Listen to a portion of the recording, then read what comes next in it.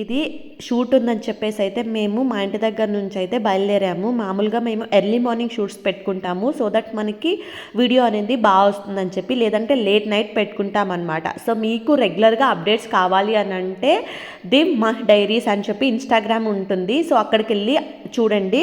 So మంచి మంచి videos అయితే అక్కడ ఉన్నాయి. ఇంకా మంచి వీడియోస్ తీయడానికి కూడా మేము ట్రై చేస్తున్నాము. సో ఈ వీడియో కింద ఇన్స్టాగ్రామ్ లింక్ అయితే నేను మీకు డిస్క్రిప్షన్లో ప్రొవైడ్ చేస్తాను. సో ఇదేంటంటే 6:40కి మేము ఇంటి దగ్గర నుంచి బయలుదేరాము. అప్పటికి చల్లగా గాలి ఉండింది, అయినా కూడా మేము వెళ్ళిపోయాము. సో ఇక్కడ ఇంకా వీడియోగ్రాఫర్ వచ్చే వరకే మేము కొన్ని పోజెస్ అయితే తీసుకున్నాము. ఇంకా వాళ్ళు కూడా వచ్చేసారు. మేము సెలెక్ట్ చేసుకున్న సాంగ్కి వాళ్ళు మాకు ఇలా చేయాలి ఏంటి అనేది అయితే చెప్తూ ఉన్నారు. నా షార్ట్స్ అయితే తీస్తూ ఉన్నారనమాట.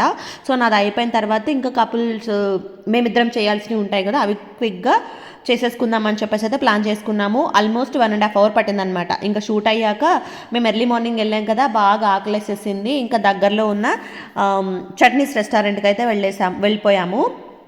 సో ఇంకా అక్కడ నేనైతే గీ కారం దోశ ఆర్డర్ చేసుకున్నాను, తను మసాలా దోశ అయితే ఆర్డర్ చేసుకున్నాడు. సో చాలా ఆకలేసేసింది అనమాట. మంచిగా బాగా టైర్డ్ అయిపోయినాము. ఎర్లీ మార్నింగ్ 4కి లేసి రెడీ అయ్యి ఇంకా షూట్కి అయితే వెళ్ళి షూట్ చేసుకొని వచ్చామన్నమాట. మేము లేసి ఇంకా స్నానం చేసి వెళ్ళిపోవడం ఉండదు, ఇంట్లో ఇల్లంతా చక్క పెట్టుకునే వెళ్తాం బయటకి. సో యా, ఇంకా మా దోశ అయితే వచ్చేసాయి. చట్నీస్ అంటేనే చట్నీస్కి ఫేమస్ కాబట్టి మేబీ వాటికి చట్నీస్ అండ్ రెస్టారెంట్ అని పేరు వచ్చిందేమో.